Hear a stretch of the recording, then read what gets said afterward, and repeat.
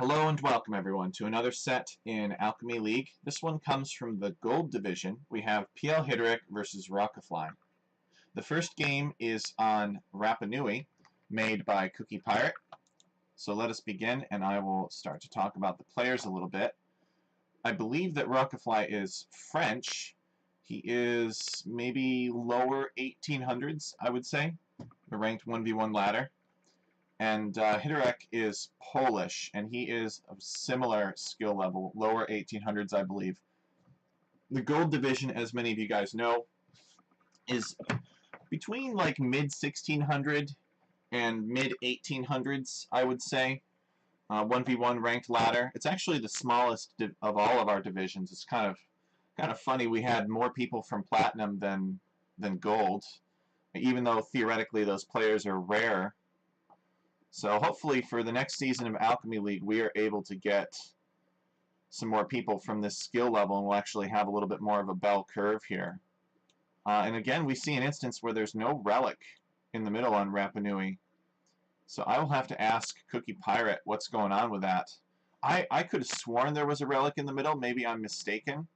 They are still getting the two relics on the side, though. And in this case, they're actually both on the same side. So somebody could maybe do a monk push or something along here. You could build a couple monasteries. The relics are nearby. You could pick them up, and then you could push into your opponent this way. The players generally avoid the hilltop. I think the hilltop has just the right number of Rapa Nui warriors on it, though, because you can still clear it out. You just need like 3 or 4 knights, probably.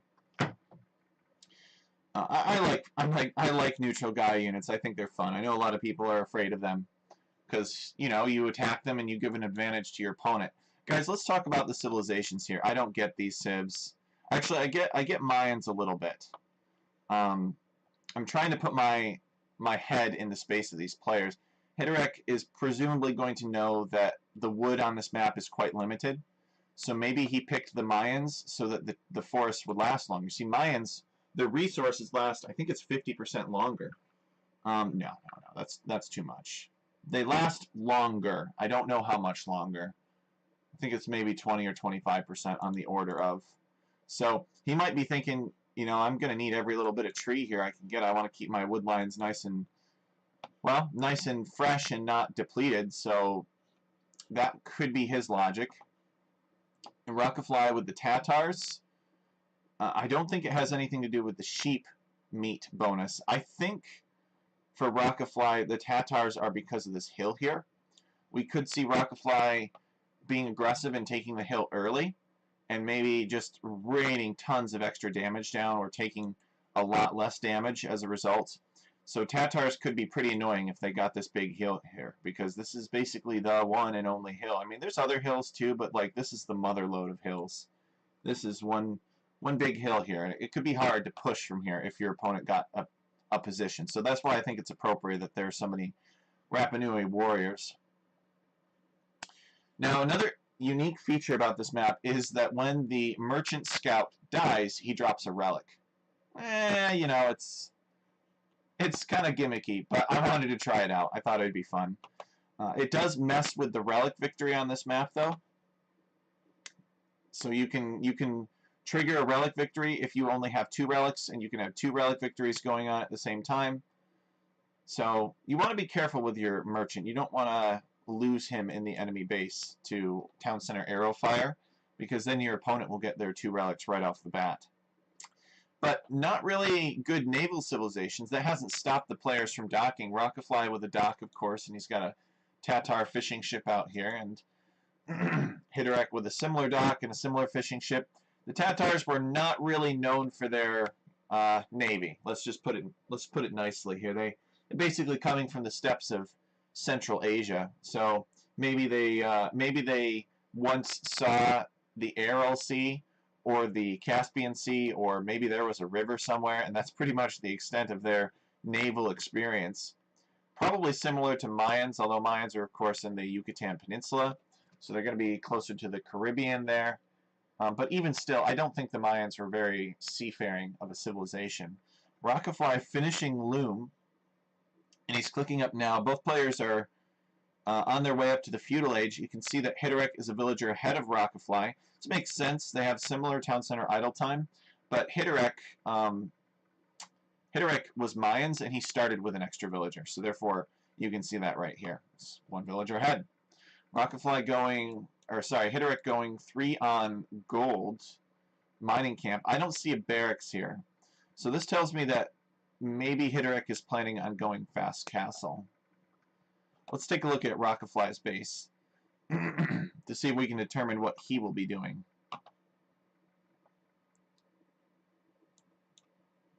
So he's got 8 on wood. He only has 1 lumber camp. He's got his sheep here. I think it is also fast castle from Rockafly, but I don't think either of them will have the resources to do so. Oh, wait. Oh, no. Okay, it is barracks. So I think Rockafly will go scouts. That would be my guess. He's got the food for it. My guess is that he is going scouts. Hitterek is walling. Okay. Hitterek, actually, he's not really anywhere near the resource count that he needs to click up to the next stage. So he's going to keep making villagers, of course. And he builds his barracks now. Okay, so he forgot his barracks, and he is going archers. That makes a lot more sense. I'm not really sure why he doesn't have a little bit more urgency, or why he doesn't wall to here. Maybe the reason that he doesn't prioritize the barracks is because he made another dock, and so he's figuring, you know, I'll just use this wood and gold income to get ships flowing for now, and I'll make warships. And he is indeed making fire galleys. So the players are going to fight on water for a little bit. Rockafly picking up horse collar. He has made 3 fishing ships. So Rockafly is actually not really going to invest heavily in water at all. I don't even think he's going to make a single fire galley. He's just going to let these go down, and he's going to try to deal damage with the scouts. He's picking on Hitterek's merchant here, trying to get the merchant to drop a relic next to his base. And I think Hitterek notices now and is trying to get away. But the scouts are too fast, and the relic gets dropped. So now Rockafly has another relic in his base, or really close to his base, I should say. Hitterek, is he making more fire galleys? If he were, that would be really good for Rockafly. He's making 1, and he is headed over here now. You don't want to make too many if you don't know what your opponent is up to on water. Let's see what Hitterek's knowledge of Rockafly's base is. You know, does Hitterek, if I can get this thing to tell me, whatever. So Rockafly is here. He's got 2 scouts, but he's going to find that Hitterek is completely walled. Now, it is interesting that Hitterek is walled like this. This tells me that Hitterek thought that Rockafly would invest more into water. It doesn't really make as much sense to wall to the edge here if you believe that your opponent could just land you with a transport ship. If your opponent controls water and you are walled to water, they can just land with a transport ship and get in that way. So Rockafly looking for damage here, but he's not really going to find it, I don't think. He has to dive the town center to get in. These scouts are unarmored. Maybe he'll pick on this walling villager here. There is a spearman here, and he's got to be careful. He's attempting to do damage with these scouts, but it looks like there are too many spearmen present. I would like to see Rockafly maybe build a tower here, or here, because he could potentially take Hitterek off of resources. Hitterek has made 2 archers, but he's not pushing out across the map. A very, very light investment. He comes here, he sinks Rockafly's fishing ships. Rockafly made just a few scouts to buy himself some time, and Rockafly is actually already on his way up to the Castle Age. Whereas Hitterek will be clicking up shortly. It's got 3 archers now.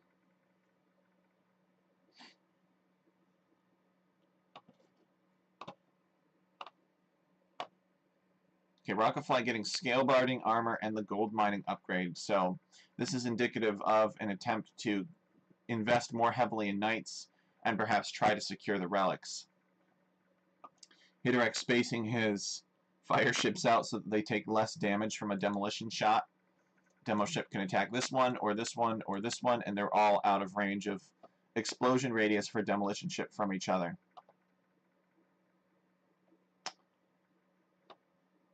Okay, so it looks like we got Rockafly attacking here. He's trying to get in, but Hitterek is just going to wall behind it.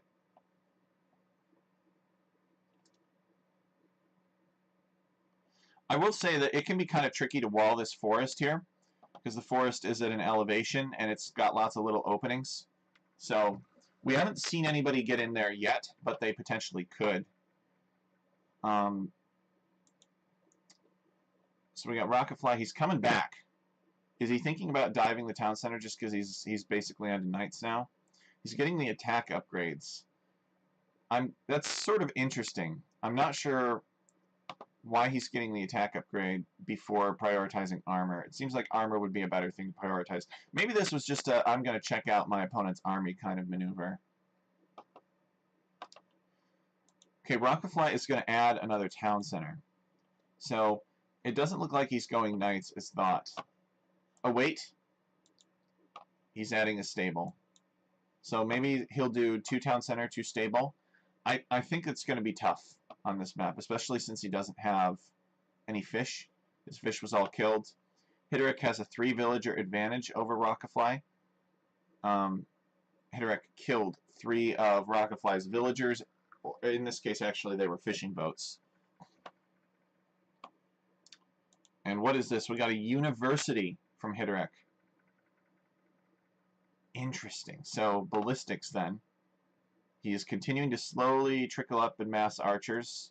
We got a few step lancers here, and he's where does this villager coming from? So this villager's going to get away somehow. He's got 2 HP. That is very unfortunate for Rockafly. He needed that villager kill. I think this is a very aggressive map. I think this map is too small to try to do your own thing on. I think you need to go. If you don't go feudal age aggression, I think you need to go castle age aggression. This hill is so oppressive. If you get fortifications up here and you deny your opponent's wood, it's like they're in a really rough spot.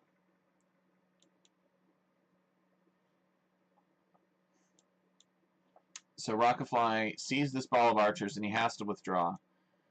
He's going to try to prioritize a town center here on this wood line so that the archers can't deny this wood line.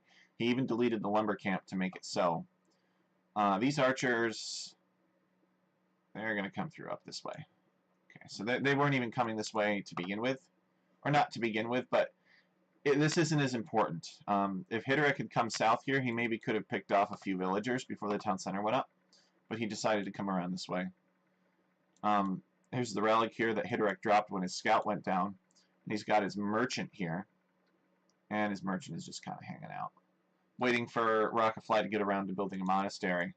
And villager goes down to Hitterek's archer ball, giving him another villager kill. Hitterek actually with fewer villagers than Rockafly somehow. I think it's because he's only got 1 town center. Rockafly has been consistently producing from all of his town centers. It certainly hasn't really been from eco kills. We've got some Step Lancers raiding here. Step Lancers are a pretty effective raiding unit, in my opinion. They can reach over palisade walls. Oh, do we get the trap? Oh, no, we didn't get the trap. That would have been awesome if we had a trap. Just going to quick wall here. I think the Step Lancers can still get in. Yeah. So Hitterek has to pull off of this gold, which is super annoying. Hitterek has forced up a siege workshop, though, from Rockafly, and Rockafly is making a mangonel. So Hitterek does do some damage over here. He's picked up a few more villager kills. He's got 7 villager kills now to Rockafly's 2. Make that 8. And he's forced Rockafly to build a siege workshop and mangonel. So he's definitely done the damage. Rockafly did a little bit of damage over here himself. See that Hitterek is still on this wood line here, even though we're mid-castle age, just because of the Mayan privilege, I suppose.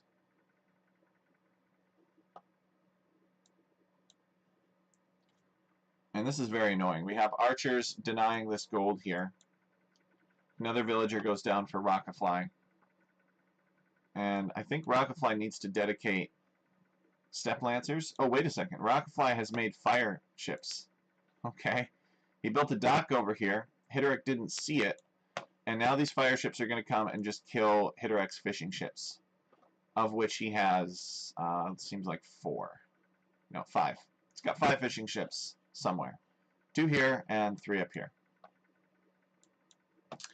I like this siege workshop. I think this siege workshop is a good idea. I think that if you have an advantage that Hitterich has, like what Hitterich has essentially 20 more military than Rockafly in the Castle Age. If you have an advantage like that, you push that advantage. You build a siege workshop.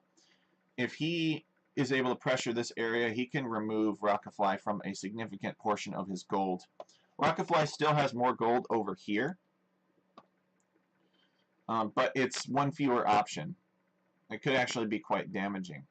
So Hitterich just coming in and just continuing to punish Rockafly's passive play here. He is, however, adding a few more town centers. This town center I don't like. I would have deleted this lumber camp and built it a little bit closer. And this town center is very bizarre. This is a farming town center. The siege workshop goes up. We'll presumably see some siege being created from it. I think a ram could be a good choice, but it might be a mangonel just because there are mangonels prowling here. Rockafly investing more heavily into mangonels. It might get to the point where Hitterich has to think about other options here, maybe even going into eagles. But I think given Hitterich's position, maybe it would be a better play, given the aggression of this map and the timing and everything, to just get to Imperial Age and go Arb. So there is a mangonel being made here. Maybe it'll pop out and shoot immediately. Yes, it does. It gets 1 mangonel. And if Rockafly isn't paying attention, he'll lose another. Oh, that hurts. 2 mangonels for free. That sucks. And with that, Rockafly calls the GG. He must have been distracted somewhere. So Hitterich is victorious in the first game on Rapa Nui. And now we'll go to Rockafly's choice of map. It's not really a home map because there's no draft. So Rockafly, okay, so the next one is Whirlpool Lake.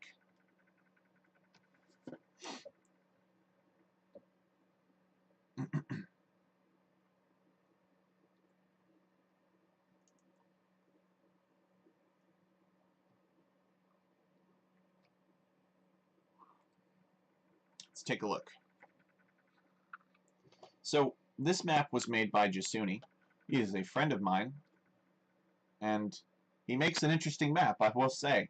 So we've got 2 player lands here, 1 here and 1 here, and then we've got this land in the middle, and then I think we've got like a base terrain of this outside terrain out here. I don't really know.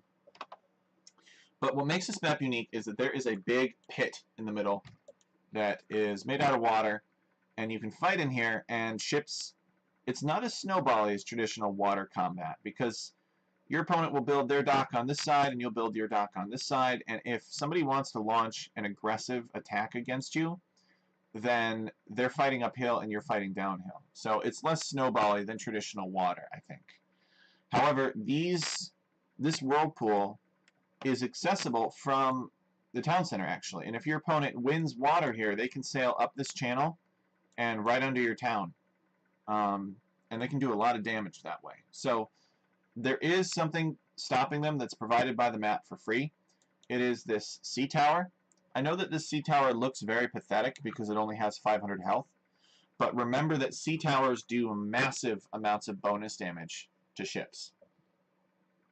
This is arguably more effective than a watchtower, maybe even a guard tower at fighting ships.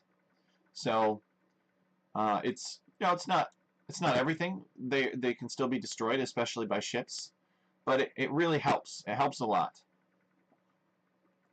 So that's we've got these. I should mention we have stone mines scattered around too, but they only have 100 stone in them, so it's not very much. So there actually is not as much stone on this map as you might think. Oh, also, there are neutral markets in the corners for trade, although they have not come into effect yet. Alright, so let's talk about the civilization matchup here. Portuguese versus Japanese. It's so refreshing to not see a Byzantines mirror matchup on this map. I like these civilizations. I think that they are solid civilizations on this map. We've seen Jasuni play on his own map, and he really likes the Portuguese for it. He likes to go Imperial Age, maybe fastish Imperial Age, and make Feitoриas. And that's been pretty effective for him, I would say. Japanese are a solid hybrid civilization. They get fishing ships that fish faster and have twice as much health, and their galleys have more vision. So I think we're going to see Rockafly fight very intensely and passionately for water, so that he can take advantage of the Japanese fishing bonus.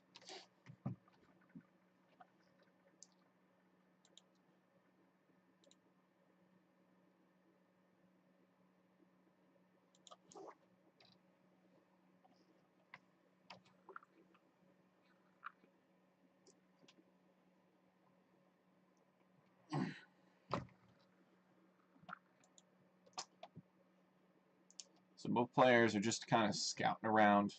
Okay, it looks like I do have a point of view selected now. I have Hitterek's point of view. Hitterek has found Rockafly's dock. I guess that's all he cares about. He has not found the town center yet. And let's see what Rockafly's scouting information is. Rockafly has not found anything that Hitterek has, which is unfortunate. But he's looking. He's looking, but he should be looking along the Whirlpool, because there is literally a mangrove shallow path between the Whirlpool and Hitterek's town. You just have to be careful not to get destroyed by this tower. Or damaged, I should say, by the tower. Rockafly on his way up to the feudal age. Portuguese, I think technically they get a bonus where they like somehow collect wood from berry picking. But I would consider Japanese to have stronger early game economy advantages. So Rockafly is headed up to feudal age first, and Hitterek is not. I think he's almost there. He's going to get loom and then he'll click up. So Rockafly is going to have a pretty big advantage here in uptiming, and that should allow him to snowball on water, even though there's a hill here that's designed to prevent it. Maybe Hitterek didn't pick this map. Maybe he hasn't honed his... he's still a very good player. He's way better than I am or ever would be. But maybe Hitterek is... I think this is a little slow. I think 27 pop up to the feudal age is slow on this map. And I think he can do better. And he will do better, because this is going to hurt. His opponent is making fire galleys out of 2 docks. He's going to lose 4 fishing ships for free before he even gets up to the feudal age, or before he ever gets a fire galley of his own out. And his opponent is going to have a free fish boom in here. So we'll see, though. Maybe Hitterek is doing a fast imp type build, and he just doesn't care. Oh no, okay, he is going to build another dock. So Hitterek coming forward with a villager to build another dock. So it seems that he does intend to contest water. Maybe Hitterek was like, oh, you know, my opponent is probably making fishing ships, so it's acceptable to be up a little bit later. Maybe he really felt that. But from the games that I've watched, people are generally clicking up at like 22 or 23 pop at the latest feudal age. I've even seen some crazy like 20 or 21 pop feudal ages here. And Hitterek pulling his fish back. They are essentially dead because they're not working. So they might as well be dead. Rockafly's fire ships are... Okay, they kill that villager who was building the forward dock. And Hitterek is building a fire galley. So Rockafly, maybe he's thinking demolition ships, so he's going to separate his fire galleys a little bit. I think Rockafly will continue to make fire galleys. Yeah, he's not going to take any chances. He really wants to make sure that he's got a safe fish boom in the center. Hitterek has smartly pulled his fishing ships back so they don't die, defying my predictions, but there's nothing for them to do here. But if Hitterek does manage to retake water, then he'll be able to put these fishing ships back to work. So it'll be like getting some new fishing ships for free. Demolition raft being made by Hitterek. Rockafly, his scout is going to miss this, I think. I don't think he's going to scout that dock. Maybe he will.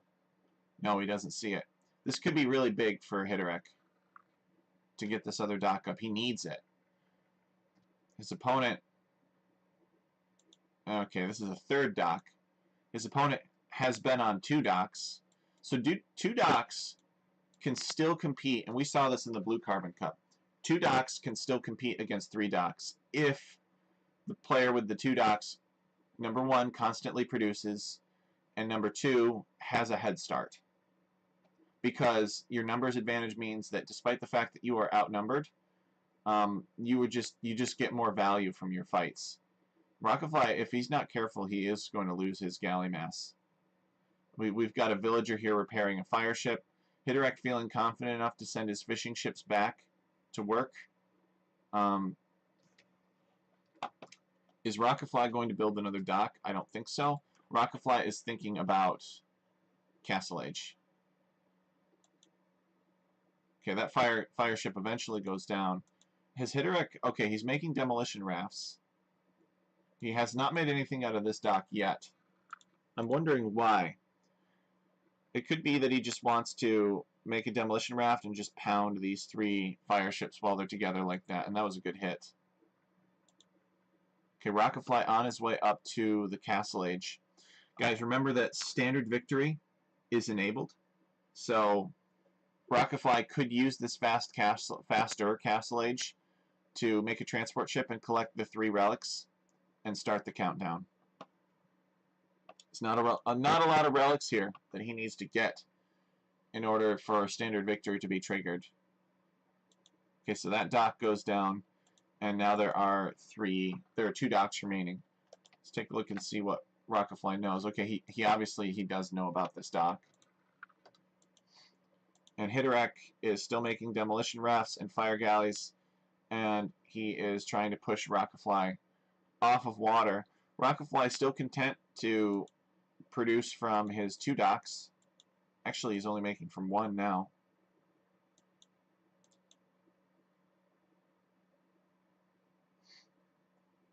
So he's going to fight this fire galley. Fire galley does less damage firing uphill, and it will actually lose that fight. And now the fish are under attack again. I think Rockafly needs to not take his foot off the gas. Yeah, he's making fire galleys from both docks now.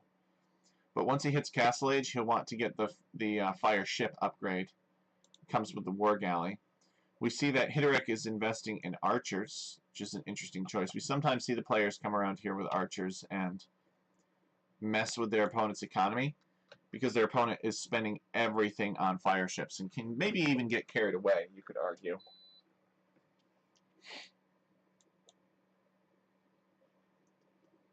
But with Rockafly hitting Castle Age and getting War Galley, it could be harder for Hitterek to do damage if Rockafly adds town centers.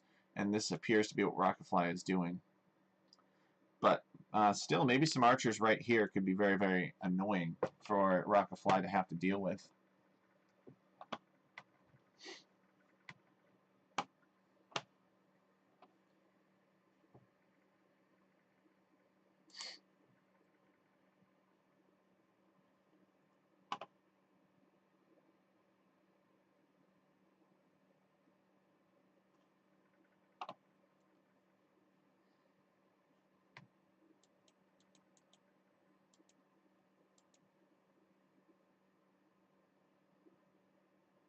Okay, the dock goes down, and this fire galley will follow shortly after. Will it take this fire ship with it? Yes, it will. So Hitterek actually could dock the inside of his base here, and that could be a clever solution. Maybe getting back on water, because Rockafly would only have scouted 1 dock, and so maybe he won't make as much. So Rockafly has been fishing this entire time, but he hasn't really added water like I was expecting. Oh my goodness. No! No! Japanese cavalry archers. It is so dumb that Japanese get cavalry archer bonuses now. It just doesn't make any sense.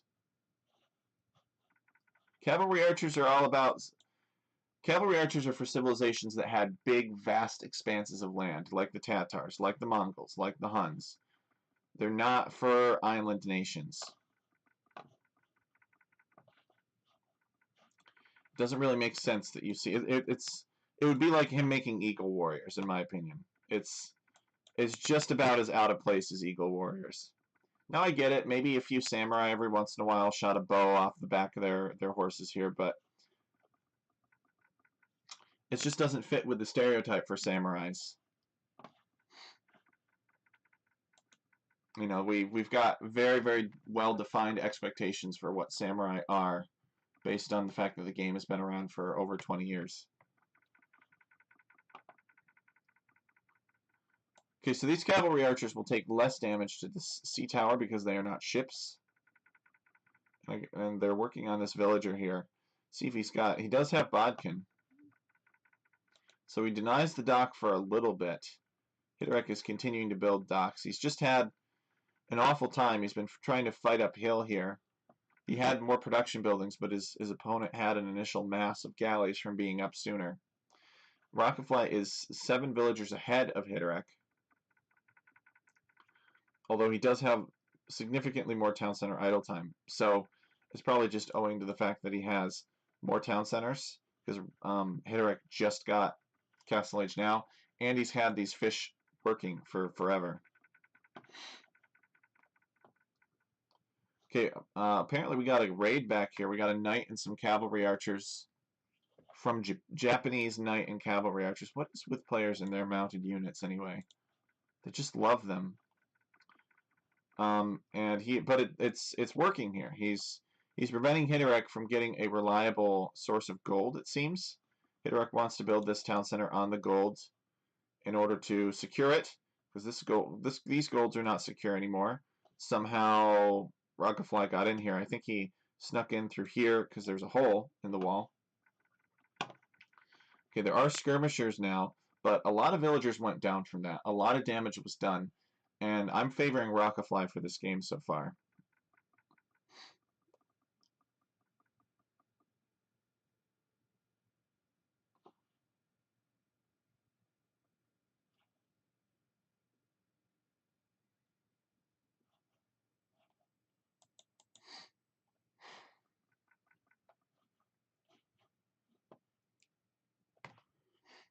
These cavalry archers are taking the long way out of the base, though, that's for sure.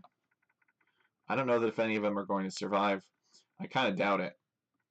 Okay, Rocketfly is now working on this dock. He's just been consistently building from these two docks here, although he isn't building now. His cavalry archers give him a sense of what Hiterek has here, and I guess he's not afraid of it.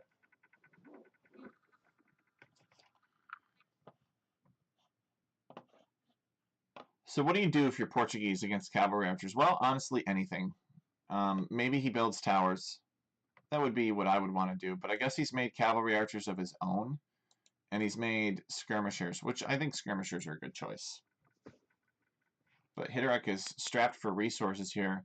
He did importantly get this town center up on his gold, and he seems to have secured this flank now with a good wall off. So his gold is a little bit safer from what it was a few minutes ago.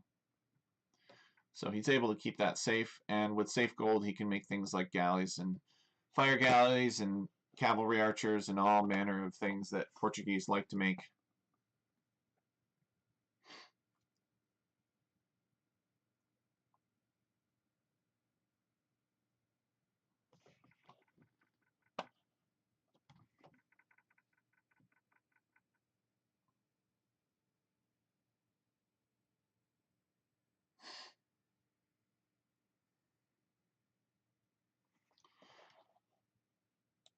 What is Rocketfly doing here? He's building a massive line of houses just to give himself some vision on that side. He's 3 town centers.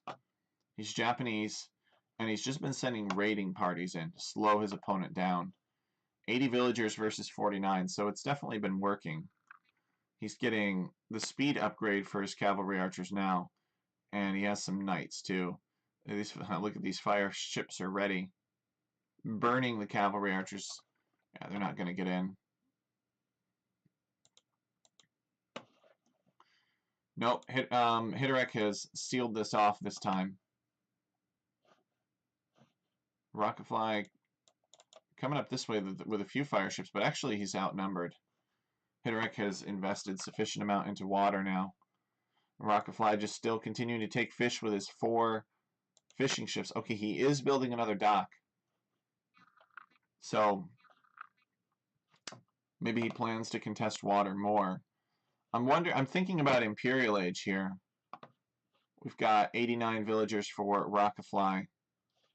So he's sort of getting close to the point where he's considered to be fully boomed. And where Imperial Age would make a lot of sense, but he's still investing in Castle Age military. He's building more fire ships.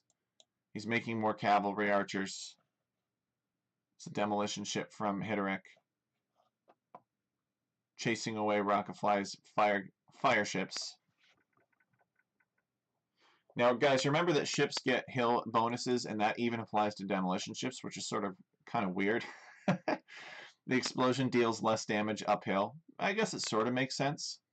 Gravity is on your side.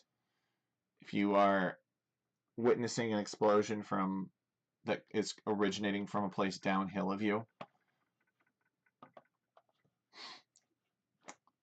I think that Hitterek could stonewall this off. I think that would not be too much to ask. Like, imagine sending some skirms up here with 2 villagers and walling this, and then the skirms come over here and the 2 villagers wall this. And then maybe the skirms come here and the villagers build a wall segment here and then here. I really think that it would be worth it, given how much Rocketfly wants to just raid Hitterek to death.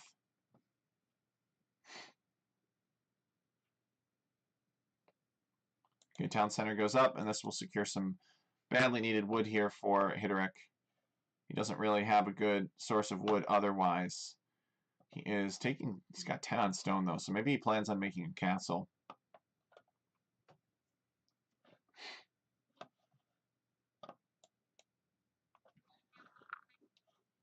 He's getting elite skirmisher. Japanese are getting the 2nd armor upgrade for knights. I do not agree with that. I say just go imp, build a castle here, make samurai, make a bunch of trebs, and just push into your opponent. Why are you screwing around with knights? Like, he's got to know he's so far ahead that going knights is just giving his opponent an opportunity to get back into the game. Maybe not. Maybe Rocketfly just really loves his Japanese knights. So we got the monk here. Let's go. We got the monk. He's going to make the transport ship. And then he's going to pick up the relics and trigger a relic victory, which would be fun. I like seeing relic victories. We got the Japanese light cav here chasing these villagers off of gold.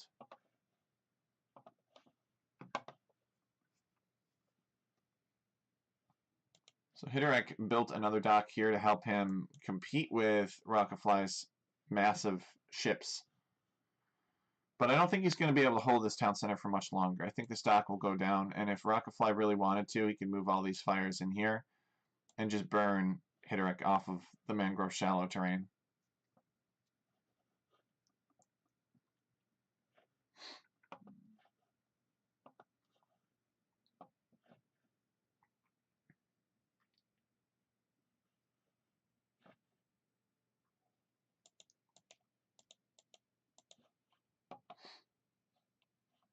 So this group of fire ships, this is more than a match for a town center. You come in here and just burn that. Good demolition hit, though. Rocketfly, okay, the transport ship is done now. Is the transport ship going to go and attack with the rest of the fire ships? Is he going to spot it and bring it back and load it up? Was shuffled in the queue there.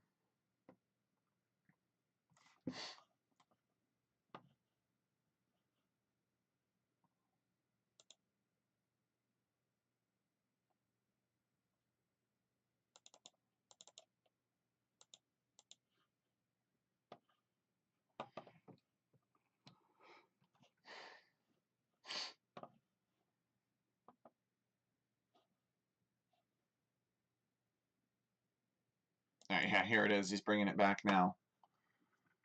47 villagers for Hitterek to Rocketfly's 127.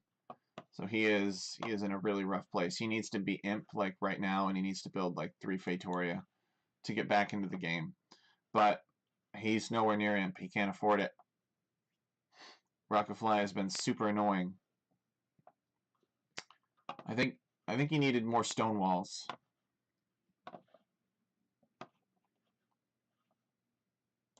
Okay, Hitarak has a knight apparently.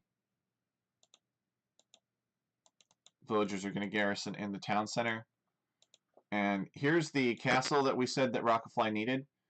And he's probably going to buy some food and maybe click up to imp. It's just been all in Castle Age. I think the game was ended by Castle Age aggression. But I think Imperial Age will seal the deal.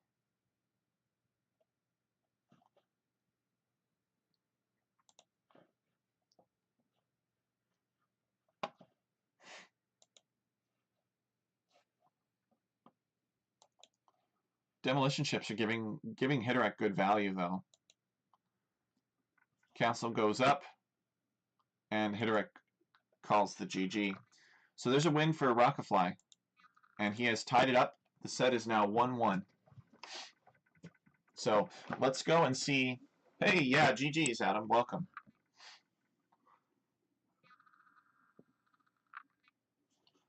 So let us go and see the tiebreaker game.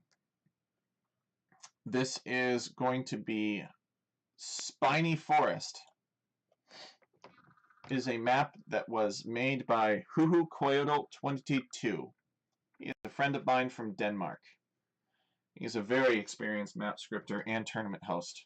Good guy. Tries to do the right thing. Tries to help. Very open-minded. He's not like one of those guys that's like, no, we've never done it this way, so therefore we can't. He's got a big imagination, and that is very important. We need more people who are willing to take risks and have big imaginations. So let's talk about Spiny Forest here. Oh, interesting. We got the cactuses. We got the cactuses, so they never selected low resources. They never selected low resources. Had they selected low resources, these cactuses would appear as trees instead. So sometimes if you have the useless plants remover mod, then because cactuses are considered useless plants, the mod replaces their graphics with an invisible objects graphics, so you can't see them. So we didn't want to stifle any creativity for Alchemy League, so we allowed this sort of thing. But the problem is that the mod was so popular and we never explained the risk to players. So the decision was made that we would adapt the map so that if you selected low resources, that instead of having cactuses created here, it would be those spiky trees instead. So Hitarak, and you start with 2 town centers on this map. So this is the choice of map for Hitarak. It's got a town center here. He's got a town center here. These wood piles provide 1125 wood, and these good piles provide 125 food. So you can come in here, and you can come into this look at this. This is a smorgasbord. He's got all kinds of barrels of different things, and he's just foraging. He's extracting the food from them. So it's very useful. And you start with a mule cart. And this mule cart allows you to harvest camel meat and wood and all other things except basically goods and berries and such. So Rockafly is on the other side. These started out as packed town centers. I think we're going to forbid this unit for the next season of the Alchemy League just because they are very buggy. So I don't think we're going to allow it, but we forgot to disallow it this time, so we had to allow it. So here it is. I think it's okay. The map is flat enough, and it's got a low enough amount of there aren't a ton of little objects like berry bushes or straggler trees that interfere with this. There's some, but there aren't enough. You can still generally get it up, but the pack town centers are weird because they can unpack off grid, and that can mess up. It can look really weird, and the garrison mechanic in the building is somewhat annoying. You know, Hitterick was complaining about this map, but he picked it as his home map. Maybe he, you know, he was like, oh, the garrison is annoying, and I can't see the trees. That's annoying. But maybe he saw something in the map, something that he wanted to try out. And now is kind of our opportunity to see what Hitterick is going to do with this map. He is Huns. He's Huns on the map. Huns are great for maps that have a lot of open spaces. I mean, it's true that there are really big forests on this map, but there's also really big gaps between those forests. I don't know if the map has been resized from some standard size. I don't think that it has been. So you start with this elephant called Tristan, and the elephant it's like a horse scout, except it's an elephant. So we can go here to look at Hitterick's point of view, and you can see that the elephant is just revealing some terrain. You also start with this mounted healer of sorts. So this unit only has 45 health, so she's a little bit fragile, and she cannot attack. She can only heal. It's kind of like a Valkyrie in some respects from like Age of Mythology, except in that case the Valkyries could attack. So, kind of interesting. But that's what it reminds me of. All right, let's see here. We got this mule cart headed out, and Hitterick is going to take some more. He's going to eat some more camels. A new feature was added to the game where you could update the graphic of something, and so I think that these camels are actually like zebra or something, and their graphic has been updated with camel graphics, so that you can actually eat meat from camels now. It's pretty cool.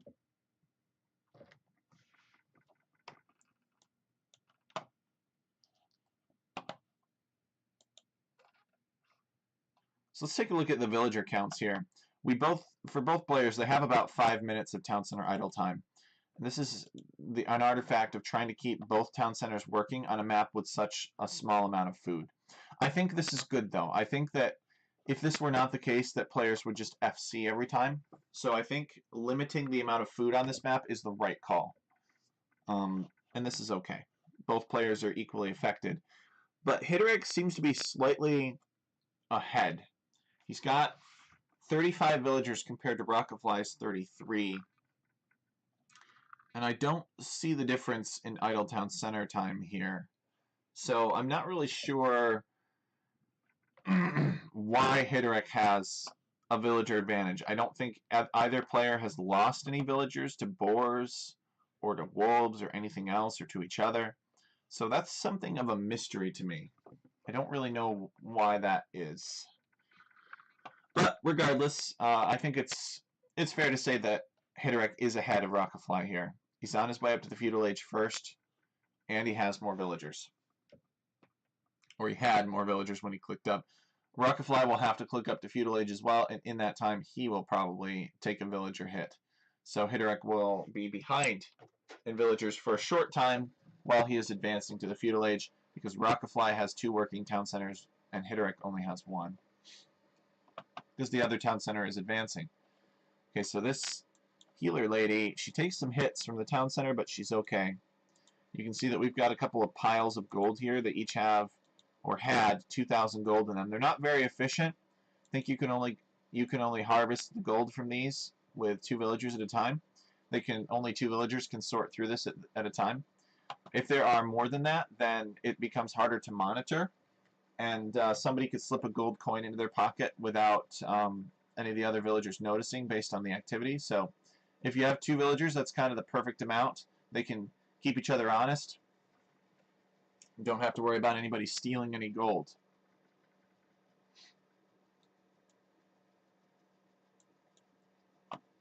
So Hitterick has reached the feudal age. We're going to see a blacksmith and a stable, so he's going to invest heavily into scouts.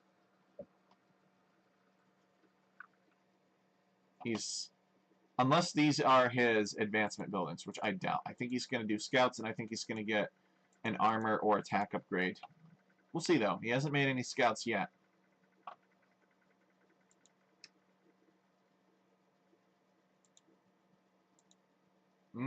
nothing. Nothing so far. Maybe he's just going to skip. Maybe he skips the feudal age. We'll see. Rockafly just hitting the feudal age now. Hindustanis are a pretty hard counter to Huns, in my opinion. I think most civs counter Huns, honestly. I don't think very much of Huns. But on open maps, the things that Huns are good at are so good that it makes up for the many things that Huns are bad at. So, the few things, I should say, that Huns are good at on open maps become so powerful that the other lacking features of Huns become unimportant. Nope. Alright, Hideric is just going to go fast castle. He built a stable. There's another stable here, and he's just going to go to the castle age. And he's probably going to get some more on gold, I would imagine. Rockafly is on his way up to the castle age as well. I almost feel like it's a missed opportunity from Hideric to do some damage to Rockafly. I mean, there's got to be something out here. Yeah, he could have gotten these camel-eating villagers. Let's see actually what Hideric knows of Rockafly's base. He actually never scouted them. So he didn't scout any lumber camps, just the town centers. So I guess I understand it. Although Rockafly has... Oh, he did scout this. So that would be a good opportunity. So he knows that Rockafly is taking stone in that corner. Hideric getting horse collar now. Ouch, that hurts, given the number of farms that he has already built. He's getting the armor, and he got bloodlines. So Hideric is planning some aggressive knight play, I think. He will go knights. In Castle Age, and he has the desire to attack his opponent. His healer here. Oh, is Hideric going to see... No, he does not scout a lumber camp here. Maybe he sees villagers chopping wood like this, but he doesn't scout the lumber camp, which is important. Castle Age, knights. Hideric will presumably get the armor at some point. He's building a third stable, so he's confident enough in his economy, and it makes sense. He's got 60 villagers by now. Rockafly is not too far behind with 56. Rockafly is Castle Age as well, though. He could easily drop a bear. Actually, he's got a bear. He really wants to drop a stable and make camels here. He's got to know that his opponent is up to no good. Knights, okay. So this mounted healer here is being attacked by the scout. She goes down. Ooh, that's a big loss. Could have had a mobile healer for these knights. That would have been really helpful. The knights, of course, shred the scout. And now they are on their way looking for some more damage. He runs right past this. So I wonder where he's going. Maybe he's coming over here to where he saw the mining camp. Oh! Hideric finds this. This is a good find. And Rockafly has to withdraw from here. Pulled his villagers back because he was afraid of a knight coming and killing them. And this town center, I think, is going to get canceled. I don't think Rockafly can get this up. He has to cancel. He does have the stone for a castle. I don't know where he would want to put the castle, but the knight spam is real from the Huns. Although he's not making any more. So he just made a bunch of initial knights. Maybe he's worried about camels. These knights are in on Rockafly's stone, which is very unfortunate for Rockafly. And Rockafly with no answer. He does not have any camels out yet. He is going to build this castle here. I think this is a good castle. It's sort of in between his bases. So units that are made from this castle will have approximately equal travel time to various places in his economy to defend it, if that's what he needs. And it also guards this stone and gold. Okay, here's a camel. So this is good. He's making camels. He's going to need these camels. Hideric has done a decent amount of damage here, I think, with the knights. I think they were worth it. Set his opponent back as essentially 13 or 14 villagers. Long-term Rockafly's camels will beat these knights, but in low numbers with lacking upgrades, the knights are okay. Hidorek adding another town center back here. Is he making more knights? He's never making knights whenever I go over there and look, but he always seems to have knights doing something. So, and he doesn't seem to be running out of knights. So he must be really good at making knights without me noticing. So what are we doing with this castle? Is this castle making gulams? Nah, that wouldn't make sense. And he is not making them anyway. So the castle is just kind of there to protect things. And I think maybe Rockafly will build other castles throughout his economy eventually to keep it safe. So knights can fight camels in sufficient numbers if they have a numbers advantage. Their statistics are superior, but of course the camels deal large amounts of bonus damage to the knights. So it's not cost effective in the long term, but every once in a while you can do it. Rockafly building another stable here, and Hidorek is going to delay it. He's not going to stop it. What does Hidorek's upgrade situation look like? He does not have +2 for his knights. So he is going to do to Rockafly what Rockafly did to him last game. That is his goal. Raid Rockafly to death. The power of mobility on an open map like this. Market coming up for Hidorek. See, I like this. Hidorek is investing in pikemen. He knows. He sees the camels. He knows he has to do something about them. He can't just ignore them. He can't just make more knights. More knights is not the answer. So he's pretty much got two options. He could go cavalry archer or he could go pike. Cavalry archer would be more mobile, but and it has better damage output than pikemen. But I think pikemen is a harder counter than cavalry archers. And if his intention is to just camp a few farms, then it's certainly cheaper. There's no need to spend on cavalry archers to camp some farms. You need a big group of them, and they need to be able to micro and rain their arrows down on the enemy camels and then run away and all that annoying stuff that cavalry archers do. So you won't get any protest from me. But generally, these knight civilizations that don't have access to camels, if you know that you're going to be fighting lots of camels, they make a combination of knights and pikemen. And the pikemen are very powerful against camels. And they fight with the knights. The knights are there to kind of respond to emergencies.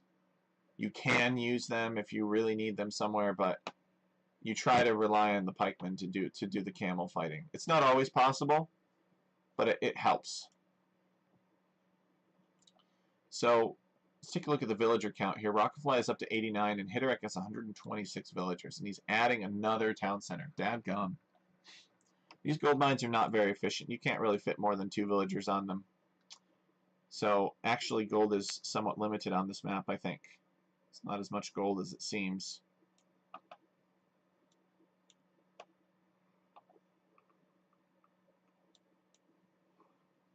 Hidorek looking for more damage, but I think Rockafly is pretty prepared for Hidorek's tricks.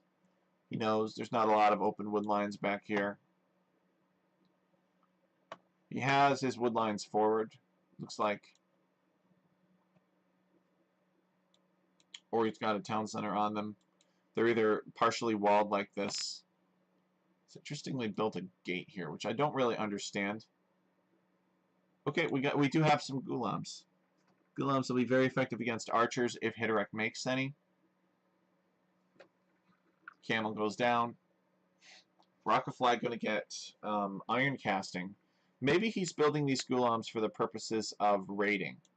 These gulams are basically eagle warriors that get some kind of weird pass-through attack of a group of archers. I think that they're decent against pikemen because anything that's not a horse is good against pikemen. But they're not really intended for pikemen. They're intended for archers. They have high pierce armor, so that allows them to raid as well if there are no archers to attack. And Hidorek just streaming in with some knights. Again, nothing to do back here, but it's going to be annoying to Rockafly. Another stable going up, but will Hidorek deny it? I don't think he sees this in time.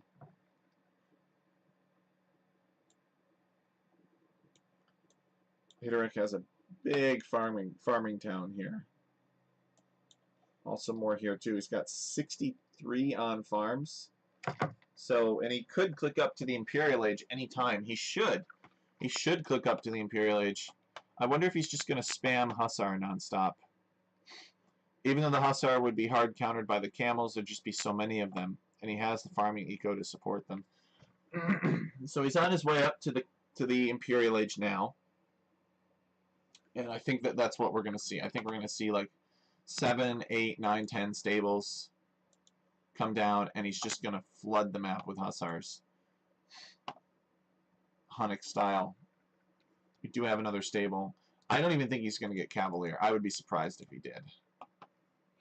I don't know that there's enough gold to justify it. Just going to be a Hunnic flood of trash. Another castle. This is a good castle. It's on a hill. Guards some gold. Secures a conduit into his base. Still more knights here, though. Very annoying. Okay, nope. He's making more knights. So he's probably going to go Cavaliers. Oh, wait. He's also getting light cav. Ah, so maybe why not both, right? Here we go. Here are the stables that I was talking about. He's adding 4 more. He's already got 4 at home. He's building siege workshops. If I were Hitterich, I would spend my gold on siege weapons. I would get rams. I would get fully upgraded pikes to the extent that I can. Lots of them. And I would just set the gather point for the Hussars somewhere back here and just let them do what they want to do. Hussars are so broken. They're very overpowered. You don't have to babysit them. That's what we like to say. They go off and get themselves killed. Who cares? They only costed food.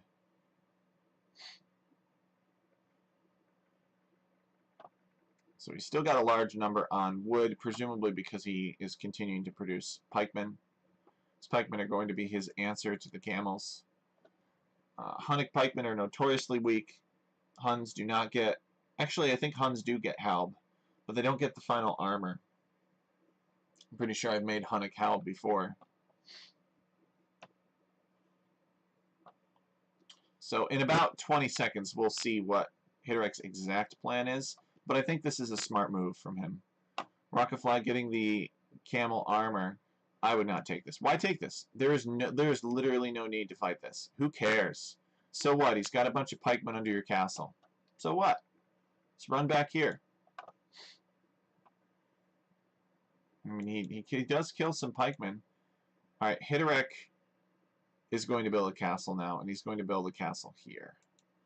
So he is going to deny this gold from his opponent. It's not so much gold on this map. We can see that Capture Age is struggling, sort of slowing down. We see that there is there's 2 pikemen here. Again, guys, just stonewall. Just like close this off, close that off, and then you don't have to worry about any of this. We can see that Hitterich is already beginning the flood. He is getting Cavalier. He's getting the final armor, and he's got 11 light cav. I don't see any more in queue. He's got 166 villagers. Dad gum. Rockafly has 110. And so it begins. The castle creeping. The pikes coming forward. I think Halb is a priority upgrade for Hitterich. Even though Huns don't get the final armor on their Halb, I think he needs to keep camels away. So Rockafly is, of course, going to see that Hitterich is Imperial Age, and he will probably not be too far behind himself. It looks like he's getting a few armors, or a few upgrades, one of which is infantry armor, the other of which is ballistics of all things, that he believes are critical to his current engagements. This castle is going to go up. Rockafly should really not care about that castle too much. Like, he should, yeah, and he knows about other golds back here. So, like, why not? Just build a town center here if you're Rockafly, and don't worry about taking this gold for now. But maybe he wants to do it so that there's less of it in case he loses ground. Hitterich has less gold to take advantage of. I love this. Hitterich is preparing siege rams. So he's going to have 6 siege rams. Siege rams are such a game-ending unit. I love them. And Huns need them. very badly. They have otherwise pretty poor siege weapons. They don't get bombard cannons, and they don't even get onagers, but they get siege ram. Siege ram are very important. The Huns were kind of famous for being a scourge of cities and sieging things, so it makes sense that they get rams. Really good ones too. They don't get a bonus for siege rams, but siege rams are a bonus in and of themselves. They're just great. So Rockafly is the camel civ. He's got the camels. He should be able to deal with this. He's coming back here to take this gold. He does not appear to be clicking up to Imperial Age yet. Hitterick has just been all over him, been ramming him like crazy. Rockafly rushing up a monastery here, but he's never going to have enough monks. And even if he could have enough monks, he'll never be able to click up to the next stage. Siege rams are working on the castle. And Hitterick is sweeping across his town here. See, the capture age is struggling to load all of this. It's like it's happening in slow motion. We get to watch. We got a cheeky castle drop up here from Hitterick.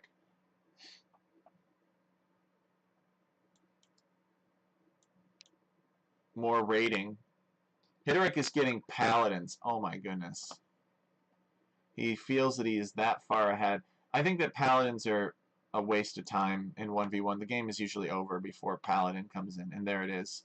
Rockafly calls the GG with over 100 villagers. Ouch.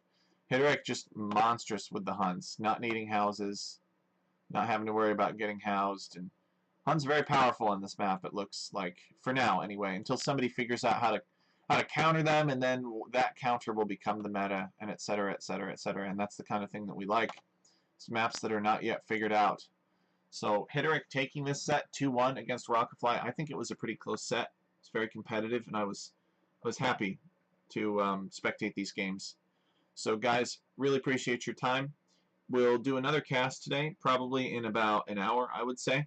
So we'll have a set from the Platinum Division. So hopefully I'll see you guys again sometime soon. Thank you for joining, and we'll catch you later.